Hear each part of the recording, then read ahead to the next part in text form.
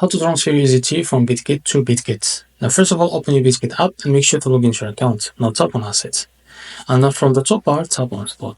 And as you can see here, tap on Withdraw. Now if you don't see your USDT here, just you can search it on the search bar.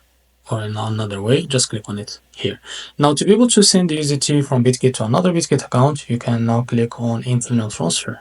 And as you can see here, the account type, you can provide the email of that Bitget account, or you can provide the mobile number of that account, or you can provide the Bitget user ID, as you can see here.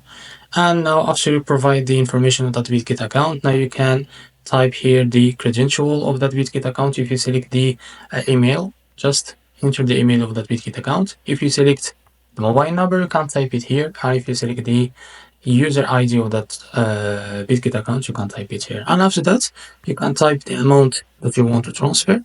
And you can here click on withdraw, and you will be able to receive that token on your Bitget account. So as you can see here, remember, this transfer will be zero transaction fee because you transfer inside the app. So this is how to transfer USDT from Bitget to Bitget. If you found this very helpful, please like and subscribe. See you next video.